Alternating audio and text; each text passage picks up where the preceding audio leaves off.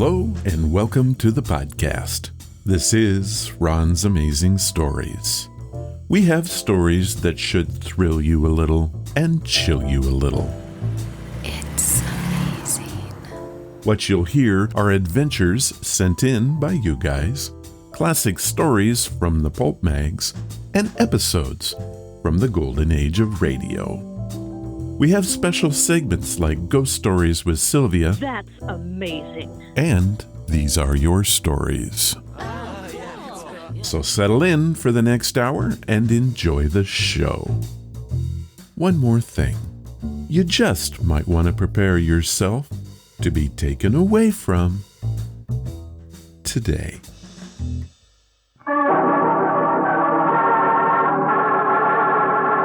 Another 5-minute mystery.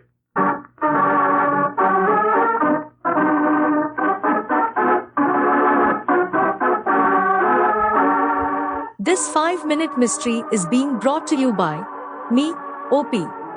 So you're sponsoring the show? I am. What do you bring to the table? Absolutely nothing. Kind of like all your sponsors. At least we're consistent. Consistency is what transforms average into excellence. Well said. Our story takes place in Green's Gap, a small town in the Southern Cavern District. Green's Gap Hospital, Dr. Melville speaking. Doctor, there's been an accident out at Echo Cavern. Accident? What kind of accident? Two men was exploring, and they got lost last night. One's unconscious. You better come quick before he's dead.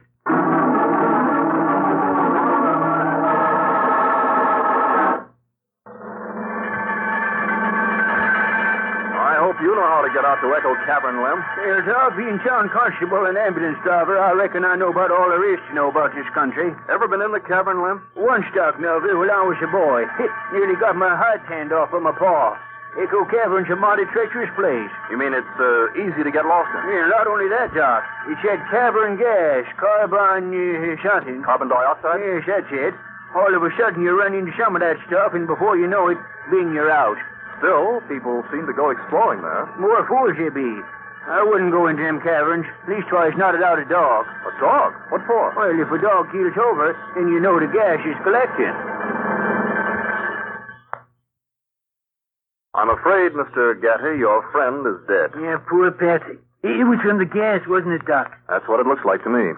Why did you go in that cavern anyway? Well, Patsy asked me to. He never seen a cave before. How far did you go in? Well, it didn't seem very far, but all of a sudden we lost our way. Where was that? Well, how do I know whereabouts it was if we was lost? We tried to trace our way back, but it wasn't no use. And Patsy started to get scared. It's kind of funny to see a big guy like that get scared. Yes, he is rather big, isn't he? Yeah, 6'4". The mob used to call us Mutton Jeff. And then what happened? Well, I was a little scared myself. But we stuck together, walking in the dark with only my flash from the car. And all of a sudden, Patsy keeled over. From the gas? Yeah, that's what I figured. His head hit on a rock, and I guess that just about finished him off. Yeah. I suppose you reckon yourself pretty lucky, mister. Yeah, sure. I figure it was only 'cause I'm 5'3" that I got out of there alive. And the gas must have been just about a foot over my head. Yeah? And what do you think of that, Doc Melville? I think you'd better arrest Mr. Gatty for the murder of his friend, Patsy.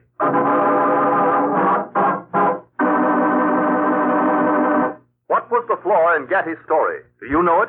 In a moment, we'll hear from Lem and Dr. Melville. But first...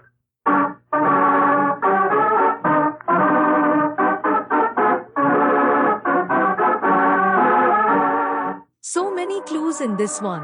Oh, really? You sponsored the story and now you're a detective? BG is right. You are an idiot. What are the clues? The dog for one. They didn't have a dog. Exactly. Then there is the physics of carbon dioxide. Lighter than air? Nope, it spreads along the ground. Ah, so what's good for the goose? Should kill the gander. OP, you are so smart. If only they had a dog with them. And now, let's see whether you're as observant as Lem and the doctor. Hey, copper, let me put my hands down. They're tired. When you're in Green's Gap jail, not before. I don't get it. It was a good story. I still can't figure how you found out. Lem tells me they used to take dogs in the cavern because the gas is heavier than air. It collects on the floor. If you really met gas, you would have keeled over first before your pal Patsy. Well, what do you know? I tell you, nowadays in this murder racket, you need a college education.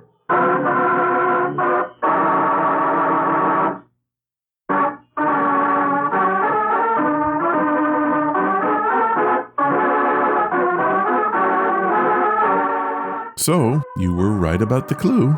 Simple, just a working knowledge of the kinetic theory of gases. I always confuse dioxide with monoxide. Of course you do. What is that supposed to mean? Well, BG says that you couldn't pour water out of a boot, even with instructions on the heel. Nice.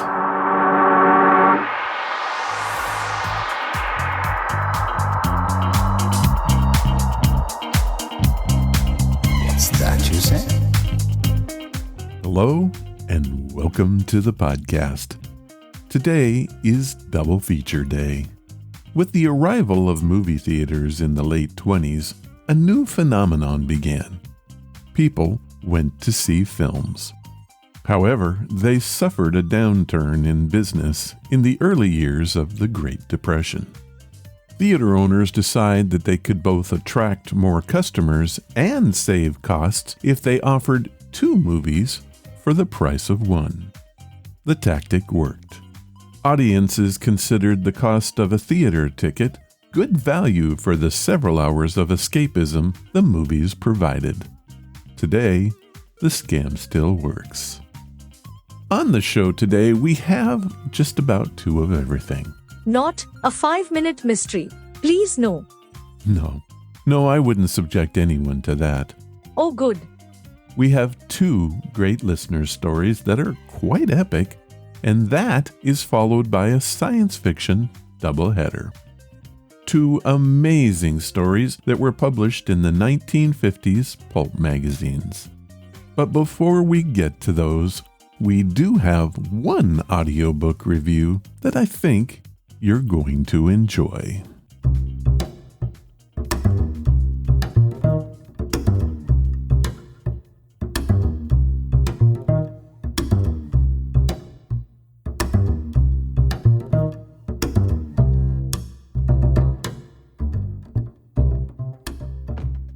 Today's podcast is brought to you by Audible. Get a free audiobook and a 30-day free trial at audibletrial.com/Ron's Amazing Stories. They have over 180,000 titles to choose from for your iPhone, Android, computer, Kindle. Whatever you have, you can listen to Audible on it. So what am I listening to right now? Rivals, Frenemies Who Changed the World by Scott McCormick.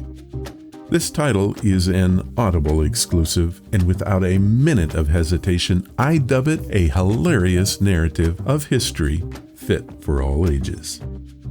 Did you know that most of our dinosaur fossils were discovered because 2 grown men absolutely hated each other? It's true. And this book tells that story and many others. Here's a clip. When we think of rivalries and feuds, we often think of warring families or groups of people caught up in a pointless, destructive, and bitter hostility. You stole my pig! The feud between the Hatfields and the McCoys, which, yes, was partially about a pig, lasted for 13 years and led to the death of over a dozen people. History is littered with such family feuds. There are also many famous rivalries between individuals. Actresses Bette Davis and Joan Crawford had a rivalry that lasted decades. You stole my man. And while these rivalries are all fascinating, they haven't left much of a lasting mark on the world. There are some rivalries, however, pointless, petty, embarrassing, disgraceful, and even bloody rivalries that have helped to shape history. You stole my bones. These are the rivalries that changed the world. Okay, let's do this. Round 1. Cope versus Marsh. This nasty rivalry between 2 eminent scientists has got it all. name-calling, rock-throwing, explosions, political scandals, dinosaurs, and the bountiful pits of New Jersey. Jersey! It's a feud that lasted for nearly 30 years, embarrassed the entire scientific community, and led to numerous mistakes that continue to baffle paleontologists to this day. Kids, have you ever seen a baffled paleontologist? It's not a pretty sight. We don't recommend it. The thing of it is, this whole bewildering brouhaha boiled down to one simple fact. Professor O.C. Marsh wanted all the bones. When we say that Othniel Charles Marsh wanted all the bones, we mean just that. He literally wanted every single bone buried in the entire country to be his and his alone. That greedy desire is what started the feud between Marsh and his rival, Edward Drinker Cope. It's what destroyed their careers, and it turned paleontology into a full-contact sport. But their rivalry also sparked the greatest era of dinosaur discovery, helped cement a bold theory about the development of life on Earth, and propelled America to the forefront of the scientific age. So, there's that. It all began the way so many feuds do, as a friendship. The two scientists met in Berlin, Germany in 1864. Marsh had recently been hired by Yale as America's first professor of paleontology. The self-taught Cope, though not a professor, had already made a name for himself by publishing 37 scientific papers. He was only 23 years old. Though 9 years older, Marsh had only published 2 papers. So Marsh was impressed with the young man. The two roamed around Europe, taking in the sights, talking about dinosaurs, and just generally avoiding being drafted into the American Civil War. I say, drinking beer in Berlin sure beats dying in a ditch in Virginia. Cheers! The two men formed a fast friendship. They corresponded with each other upon returning to the U.S., and even went so far as to name new species after each other. How did everything go so wrong? They went to New Jersey. Jersey! But first, a little background. Today, we take dinosaurs for granted. We play with dinosaur toys, read books about dinosaurs, and we watch people get devoured by dinosaurs in movies. Every child today knows the basic story behind these creatures who lived millions of years ago. But in the early 1800s, people didn't know what to make of those enormous bones that were being unearthed around the world. Back then, people were having a hard time with the idea that the world could possibly be more than 6,000 years old. After all, famous scientists like Johannes Kepler and Isaac Newton thought the world had been created around 4000 BC. Famed theologian Archbishop James Ussher used the Bible to calculate that the world had been created on, and this is real, Saturday, October 23rd, 4004 BC, at 9 a.m., just in time for brunch. However, books being written in the 1800s, like Charles Darwin's On the Origin of Species and Charles Lyell's Principles of Geology, suggested the Earth might be, get this, hundreds of millions of years old. And while at first that seemed like an outlandish concept, the fact that people were finding the remains of enormous creatures like Megalosaurus seemed to back that up. Okay, let's go to New Jersey. Jersey! In 1858, America's first complete dinosaur was discovered in a pit in Haddonfield. The man who discovered the bones contacted a University of Pennsylvania professor named Joseph Leidy. After careful analysis, using the most advanced scientific methodology, I've determined that these large lizard-like bones must have belonged to some kind of large lizard creature. So, I'm gonna name it Large Lizard. Excuse me, Professor Leidy. That don't sound very scientific. You're right. How about Hadrosaurus?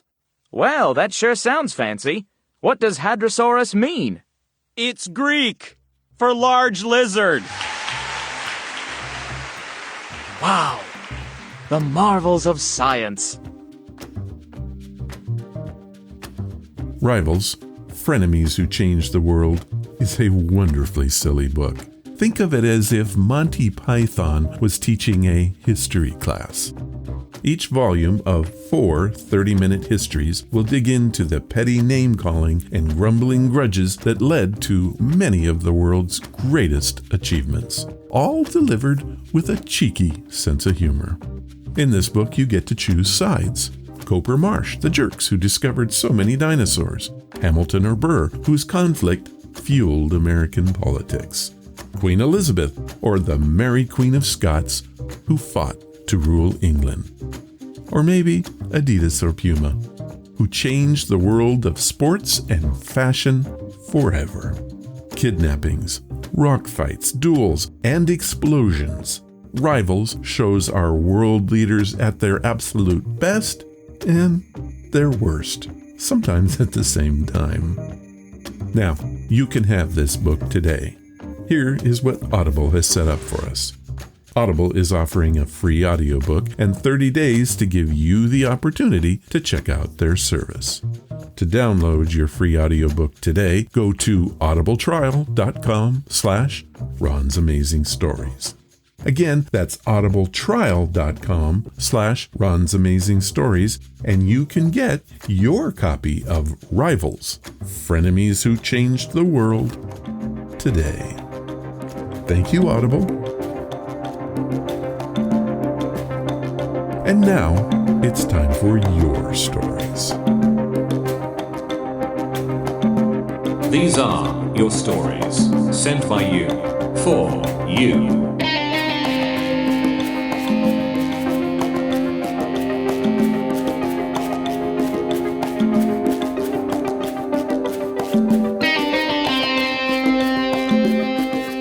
Our first story comes from Tisa Barlow, who lives in El Paso, Texas. Her story is nothing short of amazing, and Tisa has called it A Night Visit from Adriana. Hello, Ron. My husband, who is also named Ron, had just started listening to your podcast a few weeks ago. He thought that I might enjoy it, and well, now we listen together. Thank you for your show, and I hope you enjoy my ghost story, although it might better fit under the head scratcher column. I've always had trouble with sleeping. Even with prescriptions to help me, I couldn't stay asleep for very long. I do seem to get some rest between 2 and 3 a.m., but that's when I dream. In one dream, something whispered in my ear, "Wake up, someone's here." I remember it felt like a bolt of lightning strike my spine that made me sit straight up and look at the door. A little girl was standing next to my husband, who was still sleeping. She had a strange hue and looked like a ghost if ever you saw one. Smoky gray, transparent, but yet somehow solid. She began to float towards the foot of the bed. She turned the corner and stopped near where my foot was. I could barely see her face, but the details of her hair and the collar of her dress were quite clear. I have poor night vision, but I could see her easily in the dark. "What are you doing here?" I asked. She grabbed my left ankle hard, forcing me to kick out with my right foot.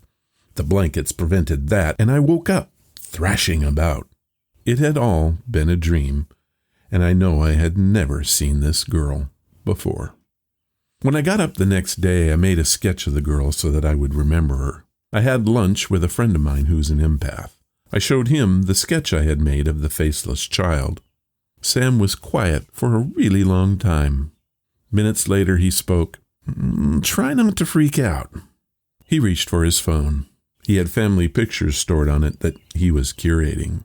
After a minute of thumbing through them, he showed me a picture of his deceased wife when she was 8 years old. It was the same haircut, same dress, same chubby cheeks. He continued to look through his photo and showed me another that was very similar to my sketch. I burst into tears, confused, and I was freaking out, all at the same time. I met Sam 5 years ago. He was already a widower when I had met him, so I had never met her. I don't know why I cried, but I do know I was furious, asking myself, why me? I don't know what she wants. I'm not flirting with her husband because I'm happily married for 10 years now. Sam tried to comfort me. "I don't know why she's making contact with you," he said. She's a good woman. Trust me. I think she's trying to warn you about something, but I have no idea why." He sent me copies of the photos, and I went home. I sat down with my husband after dinner and told him the whole story. At first, he said it was all a dream, until I showed him the evidence. Then he wasn't so sure. We talked about it for some time and then went to bed. Again, right at 2 a.m., I awoke. Same feeling as before, but this time I was ready. There she was, standing in the same place, again looking at my husband. This time her face was clear, and I could see it was that little girl in the pictures. I didn't freak out, and I asked her, "What is it that you want to tell me?" She smiled and simply said that I needed to go to the doctor and that they know what was wrong with me. I made an appointment the next day, and my husband went with me. After many tests, scans, sleep sessions, too many to count, they found a tumor in my brain. It was about the size of an acorn.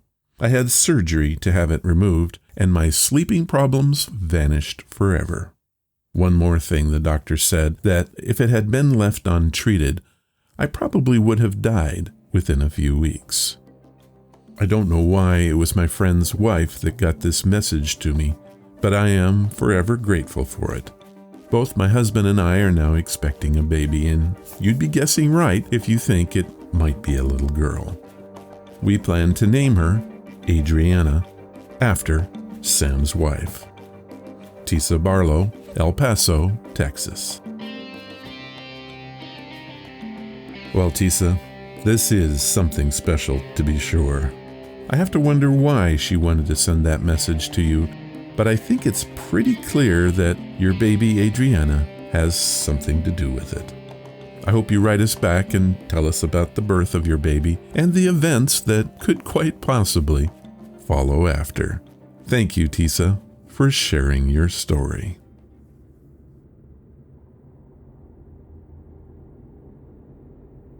Our next story isn't a story. Or is it? I think even the author doesn't know for sure. Our dreams can feel so real sometimes that it's hard to tell the difference. This story could also be a very real time slip. If that's the case, then it becomes terrifying. I'll leave it up to you to decide. The tale was called The Toil Bridge Train, and it was sent in by Alexander Short. Alexander sent this note. Hey Ron, thank you for your podcast. The story I have for you was transcribed from my personal journal. I finally found it after all this time. I know the writing needs some work, and you have my permission to edit it. I swear too much. I don't know what category to put this in. I'll leave that to you. Thank you ahead of time for reading this on the show. I now live in Manchester, England. I know you like to have the place of origin. Alex. Well, Alex, here is your journal entry from December 28th, 2005. I'm writing this because tonight something terrible happened to me. I didn't know it at the time, but my fate as a human being became mired in the dark clutches of death. And it's all because of some stupid train. My name is Alex, and I'm writing this now in this journal that my mother had given me just before I started this trip. You see, I'm a performer, an actor, so to speak. I had been doing a show in Edinburgh, the Fringe Festival, pretty much actor heaven. Any show that you want to see, it'll probably be there. It has been going since 1947, and it's amazing.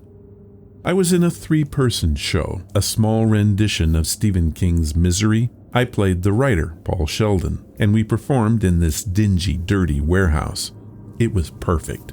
It was small. It was intimate. I couldn't have asked for a better opportunity. Sorry, I know I'm ignoring the train, but frankly, I don't even know where to start. I wanted to stay in Scotland for a couple months after we closed the show. I had fallen in love with the Gothic architecture, the deep history. That kind of stuff calls to me. But the weather and everything else about this place was rather gloomy. but I still loved it. Well, I boarded the train at Burnt Island and was heading to Dundee to see Glamis Castle and the statue of Desperate Dan. I love old castles, okay? I got on the train around dusk. There were 70 other people, give or take. I had been on a Stephen King kick, kind of ironic now when you think about it, and sat down to dig into his book, The Shining. Never read it before. It was about some psychic kid with daddy issues, or at least that's what my classmates said before throwing me her copy. I was well into the novel when around 6 p.m. I started feeling my eyes getting kind of droopy, and I was feeling tired. This is where things went wrong. This is the one time I wish I could have stayed awake. I didn't know it then, but I'd messed up. I woke up about an hour later, 7 p.m., feeling like crap. Something smelled. That smell you get when you find a dead rat under your bed, left by your cat. I look around me and everything feels different. It feels wrong. That feeling you get when your mother and father calls you and says, "Hey, I have some bad news." That feeling in your stomach, like a punch from Ali. Everything looks old, like right out of the turn of the century strange.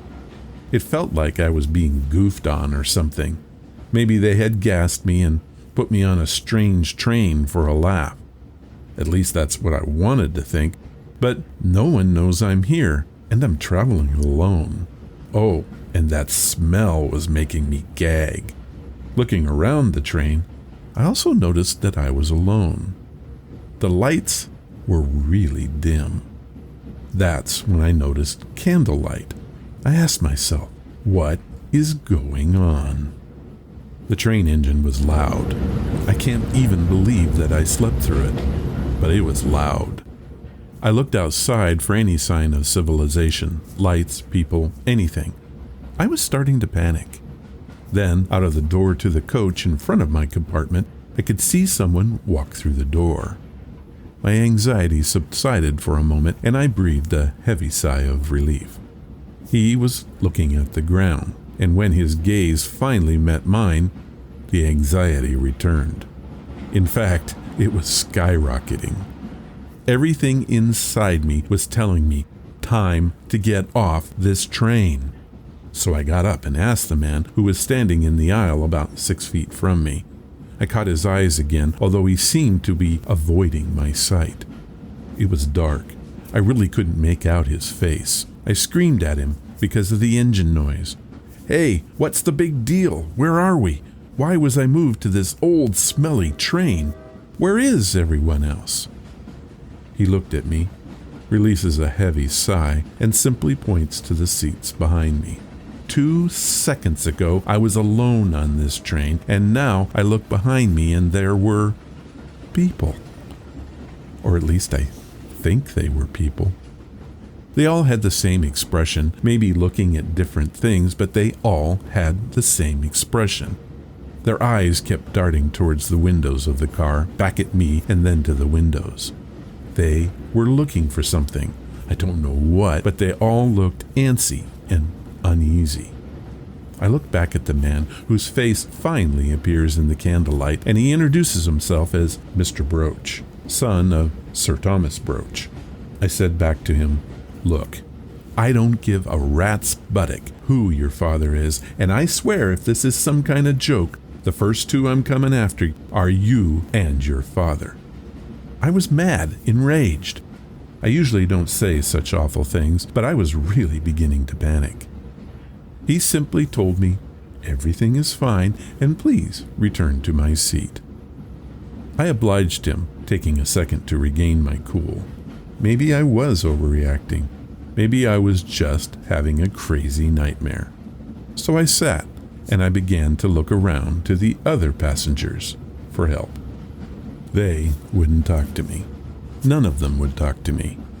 They would just look at me with a worried expression. There was a storm surging outside. Thunder rings every few seconds.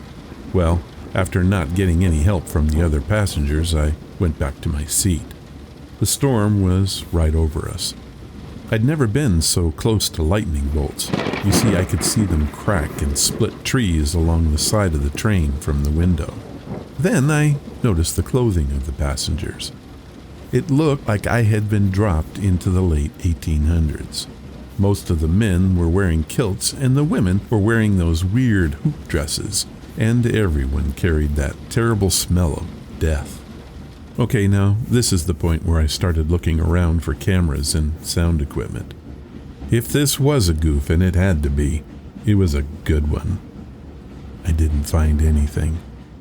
There was no way I just fell asleep and then fell 100 years through the past. Then the car started to rock back and forth on the rails. You could hear the screeching of the steel wheels. Sparks flew up past the windows, and everyone began to scream. I watched their eyes as they rolled back in their heads. Their faces began to disappear into the darkness. Bolts of lightning, the only thing to illuminate their tortured faces. I ran to a window to try to see what was up ahead. There was a large bridge about a mile away.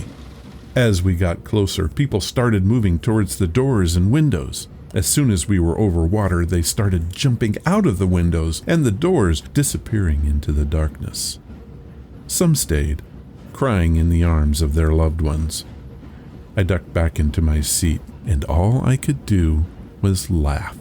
I know that sounds weird, but when that much terror is introduced, that's the only reaction that felt appropriate to me.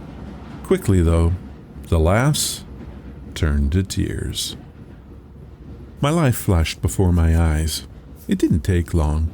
I wasn't done. I didn't want to go. I've never been so scared in all my life.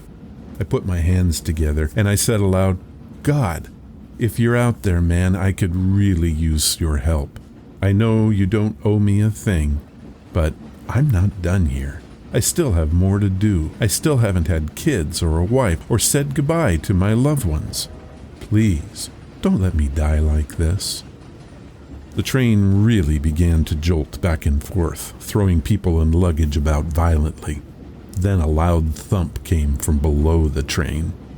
Everyone left in the car was screaming. I can still hear it, even now. The train felt like it leapt into the air and then fell. I remember the splash as it hit the water, the chill as the car started to fill with water. This was it. This was how I would die. I take one look around and there's absolute chaos. People are grabbing at luggage, trying to force windows open. It was all too late. We were now neck deep in water and the train had hit the bottom. I take one last big breath with tears in my eyes. I didn't want to go. I love life. This wasn't fair. I know people tell you all the time that life isn't fair. Well, they never sank to the bottom of the river in a train car. So many things I wanted to do, and I'll never get to do them. A life wasted. That's why I cried. The water extinguished the candles. The screams formed into gurgled cries and whimpers. Then, no sound. Silence. Dark and heavy silence. The only things I could make out were the bodies beginning to float around me. The cracks of lightning were still strobing the waters around me. I couldn't hold my breath anymore, so I let go. I let the water into my lungs, and I fell into darkness. After this, I thought, there better be a cold beer and a nice redhead for me on the other side. And just like that, I snapped up in my seat. I looked around and I was back on the regular train. I started jumping up and down, laughing hysterically. The other passengers in the car looked on in horror. I thought, I'm alive. I made it. People asked me what happened, but I didn't have the courage to tell them, in fear that I would look like a Looney Tune. But really, I just didn't want to jinx it. When I got off the train in Dundee, I felt safe, and I noticed a small little plaque on the landing. It read, Historical Marker Number 317. I paraphrase. Did you know that on Sunday, December 28, 1879, this bridge collapsed, sinking a train to the bottom of the river? Witnesses say that it had been the worst storm in 30 years. It happened at 7:13 p.m., and there were no survivors. Only 46 of the bodies were recovered. I still don't know to this day whether it was real or not. Frankly, I just get scared thinking about it.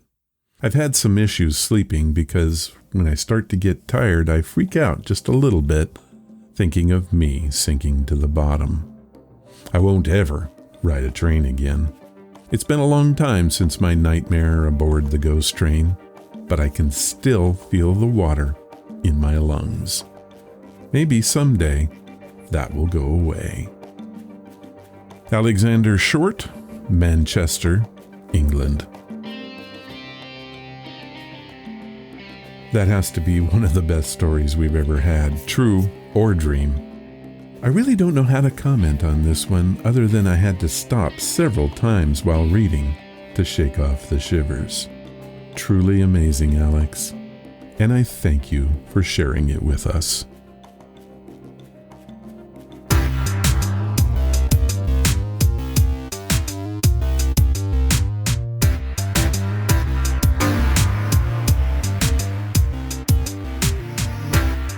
This week we have a science fiction double feature. That's right, 2 from the 1950s pulp magazines. Double the fun. Our first story comes from If, Worlds of Science Fiction, March of 1954. It is titled Time Fuze and was written by the great author Randall Garrett. The ultradrive had just one slight drawback. It set off a shockwave that made suns explode, which made the problem of getting back home a delicate one indeed. Here is Time Fuze. Commander Benedict kept his eyes on the rear plate as he activated the intercom. "All right, cut the power. We ought to be safe enough here." As he released the intercom, Dr. Leisher of the astronomical staff stepped up to his side. "Perfectly safe," he nodded. "Although even at this distance, a star-going nova ought to be quite a display." Benedict didn't shift his gaze from the plate. "Do you have your instruments set up?" "Not quite, but we have plenty of time. The light won't reach us for several hours yet. Remember, we're out racing it at 10 lights." The commander finally turned, slowly letting his breath out in a soft sigh. "Dr. Leisher, I would say that this is just about the foulest coincidence that could happen to the first interstellar vessel ever to leave the solar system." Leisher shrugged. "In one way of thinking, yes. It is certainly true that we will never know now whether Alpha Centauri A ever had any planets.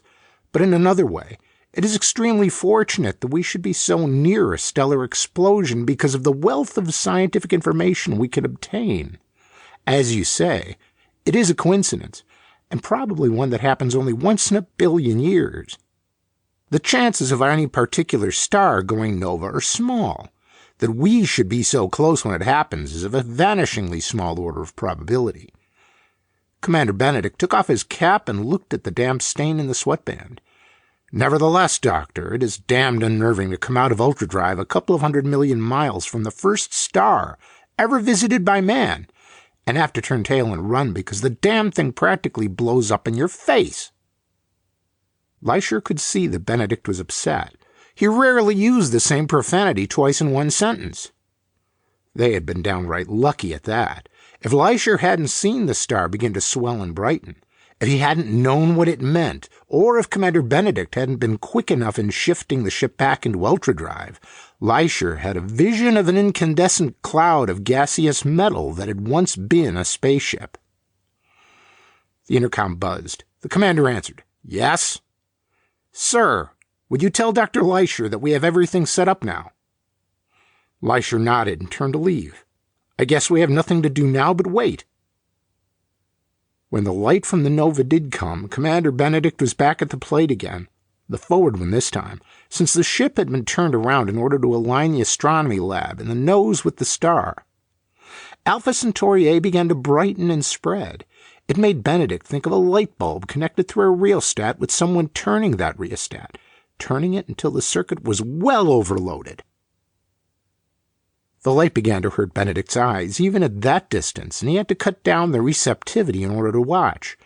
After a while, he turned away from the plate, not because the show was over, but simply because it had slowed to a point beyond which no change seemed to take place to the human eye. 5 weeks later, much to Leisher's chagrin, Commander Benedict announced that they had to leave the vicinity. The ship had only been provisioned to go to Alpha Centauri, scout the system without landing on any of the planets, and return. At 10 lights top speed for the ultradrive, it would take better than 3 months to get back. "I know you'd like to watch it go through the complete cycle," Benedict said, "but we can't go back home as a bunch of starved skeletons."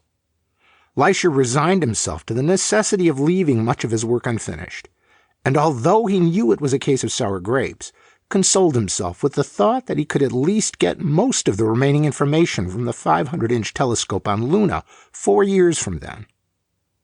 As the ship slipped into the not-quite space through which the ultradrive propelled it, Leisher began to consolidate the material he already had gathered. Commander Benedict wrote in the log, 54 days out from Sol. Alpha Centauri has long since faded back into its pre-blow-up state, since we have far outdistanced the light from its explosion. It now looks as it did 2 years ago. Pardon me, Commander, Leisher interrupted, but I have something interesting to show you. Benedict took his fingers off the keys and turned around in his chair. What is it, Doctor? Leisher frowned at the papers in his hands. I've been doing some work on the probability of that explosion happening just as it did, and I've come up with some rather frightening figures. As I said before, the probability was small. A little calculation has given us some information which makes it even smaller.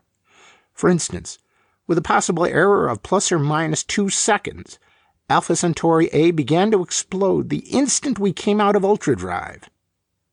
Now the probability of that occurring comes out so small that it should happen only once in 10 to the 467th seconds. It was Commander Benedict's turn to frown. So? Commander, the entire universe is only about 10 to the 17th seconds old, but to give you an idea, let's say that the chances of its happening are once in millions of trillions of years. Benedict blinked. The number, he realized, was totally beyond his comprehension, or anyone else's. Well, so what? Now it has happened that one time. That simply means that it will almost certainly never happen again. True, but Commander, when you buck odds like that and win, the thing to do is look for some factor that is cheating in your favor. If you took a pair of dice and started throwing sevens, one right after another, for the next couple of 1,000 years, you'd begin to suspect they were loaded. Benedict said nothing. He just waited expectantly. There's only one thing that could have done it. Our ship. Leisher said it quietly without emphasis. What we know about the hyperspace or superspace or whatever it is we move through in ultradrive is almost nothing.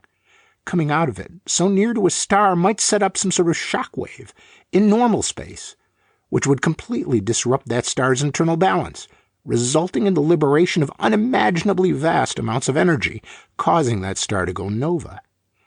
We can only assume that we ourselves were the fuse that set off that nova. Benedict stood up slowly. When he spoke, his voice was a choking whisper. You mean the sun? Sol? Might? Leisher nodded. I don't say that it definitely would, but the probability is that we were the cause of the destruction of Alpha Centauri A, and therefore might cause the destruction of Sol in the same way. Benedict's voice was steady again. That means that we can't go back again, doesn't it? Even if we're not positive, we can't take the chance. Not necessarily. We can get fairly close before we cut out the drive, and come in the rest of the way at sublight speed. It'll take longer, and we'll have to go on half or 1/3 rations, but we can do it. How far away? I don't know what the minimum distance is, but I do know how we can gauge a distance. Remember, neither Alpha Centauri B or C were detonated. We'll have to cut our drive at least as far away from Sol as they are from A. I see. The commander was silent for a moment. Then, very well, Dr. Leisher. If that's the safest way, that's the only way. Benedict issued the orders, while Leisher figured the exact point at which they must cut out the drive and how long the trip would take. The rations would have to be cut down accordingly. Commander Benedict's mind whirled around the monstrousness of the whole thing like some dizzy bee around a flower. What if there had been planets around Centauri? What if they had been inhabited? Had he, all unwittingly, killed entire races of living intelligent beings? But how could he have known? The drive had never been tested before. It couldn't be tested inside the solar system. It was too fast.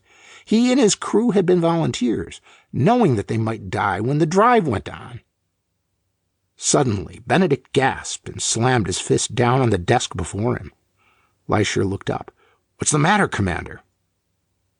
"Suppose," came the answer, "just suppose that we have the same effect on a star when we go into ultradrive as we do when we come out of it."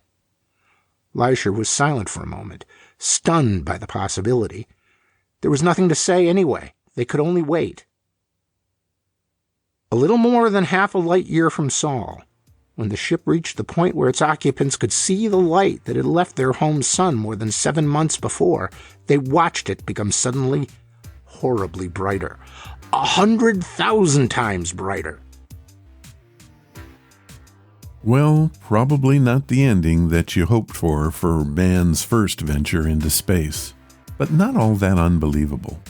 Gravity is a delicate thing, and in my humble opinion, should always be accounted for. Our second story was written by Fredric Brown, another author that really made the rounds in the 1950s pulp scene. Brown was renowned for his short stories. They were quick, punch and roll, with consequences. Tales that always left you with more questions than answers. Our story comes from Amazing Stories, March of 1954, and it is titled Keep Out. With no more room left on Earth, and with Mars hanging up there empty of life, somebody hit on the plan of starting a colony on the Red Planet. It meant changing the habits and physical structure of the immigrants, but hey, that worked out fine. In fact, every possible factor was covered, except one, the flaws of human nature. Here is Keep Out. Daptine is the secret of it. Adaptine, they called it first. Then it got shortened to Daptine. It let us adapt. They explained it all to us when we were 10 years old. I guess they thought we were too young to understand before then, although we knew a lot of it already. They told us just after we landed on Mars. "You're home, children," the head teacher told us after we had gone into the glassite dome they'd built for us there. And he told us there'd be a special lecture for us that evening, an important one that we must all attend. And that evening, he told us the whole story and the whys and wherefores. He stood up before us.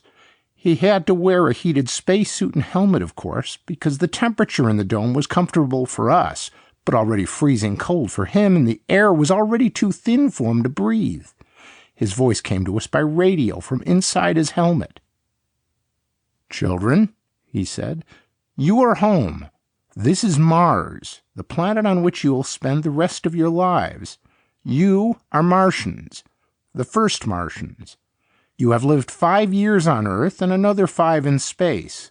Now you will spend 10 years until you are adults in this dome, although toward the end of that time you will be allowed to spend increasingly long periods outdoors. Then you will go forth and make your own homes, live your own lives as Martians. You will intermarry and your children will breed true. They too will be Martians. It is time you were told the history of this great experiment of which each of you is a part." Then he told us. Man, he said, had first reached Mars in 1985. It had been uninhabited by intelligent life. There is plenty of planet life and a few varieties of non-flying insects, and he had found it, by terrestrial standards, uninhabitable. Man could survive on Mars only by living inside glassite domes and wearing spacesuits when he went outside of them. Except by day in the warmer seasons, it was too cold for him. The air was too thin for him to breathe, and long exposure to sunlight, less filtered of rays harmful to him than on Earth because of the lesser atmosphere, could kill him. The plants were chemically alien to him, and he could not eat them. He had to bring all his food from Earth or grow it in hydroponic tanks.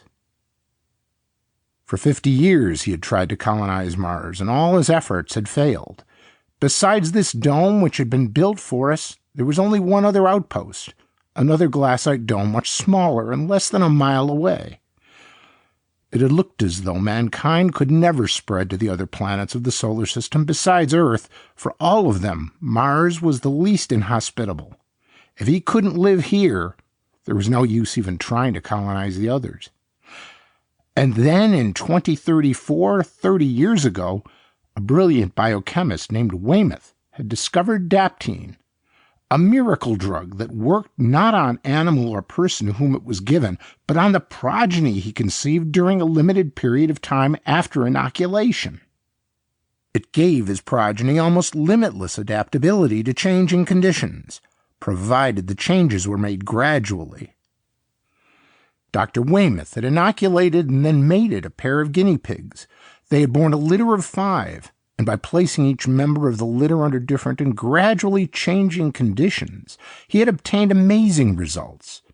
When they attained maturity, one of those guinea pigs was living comfortably at a temperature of 40 below 0 Fahrenheit. Another was quite happy at 150 above. A third was thriving on a diet that would have been deadly poison for an ordinary animal, and a fourth was contented under a constant X-ray bombardment that would have killed one of its parents within minutes. Subsequent experiments with many litters showed that animals who had been adapted to similar conditions bred true, and their progeny was conditioned from birth to live under those conditions. 10 years later, 10 years ago, the head teacher told us, you children were born of parents carefully selected from those who volunteered for the experiment. And from birth, you have been brought up under carefully controlled and gradually changing conditions. From the time you were born, the air you have breathed has been very gradually thinned and its oxygen content reduced. Your lungs have compensated by becoming much greater in capacity, which is why your chests are so much larger than those of your teachers and attendants. When you are fully mature and are breathing air like that of Mars, the difference will be even greater. Your bodies are growing fur to enable you to stand the increasing cold. You are comfortable now under conditions which would kill ordinary people quickly. Since you are 4 years old, your nurses and teachers have had to wear special protection to survive conditions that seem normal to you. In another 10 years, at maturity, you will be completely acclimated to Mars. Its air will be your air, its food plants your food. Its extremes of temperature will be easy for you to endure, and its median temperatures pleasant to you. Already, because of the 5 years we spent in space, under gradually decreased gravitational pull, the gravity of Mars seems normal to you. It will be your planet to live on and to populate. You are the children of Earth, but you are the first Martians. Of course, we had known a lot of those things already. The last year was the best. By then, the air inside the dome, except the pressurized parts where our teachers and attendants live, was almost like that outside, and we were allowed out for increasingly long periods. It is good to be in the open. The last few months they relaxed segregation of the sexes so we could begin choosing mates, although they told us there is to be no marriage until after the final day, after our full clearance. Choosing was not difficult in my case. I had made my choice long since, and I'd felt sure that she felt the same way. I was right. Tomorrow is the day of our freedom. Tomorrow we will be Martians, the Martians. Tomorrow we shall take over the planet. Some among us are impatient, have been impatient for weeks now, but wiser counsel prevailed and we are waiting. We have waited 20 years, and we can wait until the final day. And tomorrow is the final day. Tomorrow, at a signal, we will kill the teachers and the other Earthmen among us before we go forth. They do not suspect, so it will be easy. We have dissimulated for years now, and they do not know how we hate them. They do not know how disgusting and hideous we find them, with their ugly, misshapen bodies, so narrow-shouldered and tiny-chested, their weak, sibilant voices that need amplification to carry in our Martian air, and above all, their white, pasty, hairless skins. We shall kill them, and then we shall go and smash the other dome, so all the Earthmen there will die too. If more Earthmen ever come to punish us, we can live and hide in the hills, where they'll never find us. And if they try to build more domes here, we'll smash them. We want no more to do with Earth. This is our planet, and we want no aliens. Keep off. One of my biggest fears is genetic engineering. I see no upside, and for every story that has made use of it, the consequences were, well, problematic. Think Khan from Star Trek. That really didn't end well. But for every problem, there is a solution, and in the end, didn't they repopulate Mars? That's a good thing, right? I want to send out a big shout out to Dan Grzinski. He read both of our stories today and has many, many more that you can enjoy over at LibriVox.org. That place has more audiobooks than you can possibly imagine, all of which are in the public domain. I hope you enjoyed today's stories. I know I did. Maybe you're sort of tired of eating the same old thing day after day. Maybe you'd like to try something different, something delicious, something with a marvelous flavor that just knocks the spots off any other cereal you've ever tried. Now, if that's the case, why don't you ask your mother to let you have a big bowl of crackly, crunchy, golden brown Wheaties flakes tomorrow morning? Ask your mother to let you have a cereal you'll really like the taste of. Ask her for the big, husky cereal for wide-awake fellas and girls who not only start things, but who see them through. Your mother will be mighty glad to let you have Wheaties, too. For most any fellow's or girl's mother wants to see them eat a big bowl of a nourishing whole wheat cereal every morning. And your mother probably knows, too, that authorities now recognize that Wheaties supply the very same amount of heat-producing units you need to help keep your body warm these cold winter days as a cooked cereal does. So you can be sure she'll be glad to let you have all the Wheaties you want to eat this winter, if you ask her for them. Remind your mother to always look for the famous seal of acceptance of the Committee on Food of the American Medical Association whenever she buys Wheaties. That seal means much to her. It tells her that Wheaties are a pure product, honestly advertised. And another thing, remind your mother that lots of grocers are featuring Wheaties and bananas now. Ask her to get some of each next time she goes to the store. Try that delicious breakfast combination tomorrow morning. You'll say it's swell. Have you tried Wheaties? They're whole wheat with all of the bran. Won't you try Wheaties? Whole wheat is the best food of man. They're crispy, they're crunchy the whole year through. Jack Armstrong never tired of them, and neither will you. So just buy Wheaties, the best breakfast food in the land.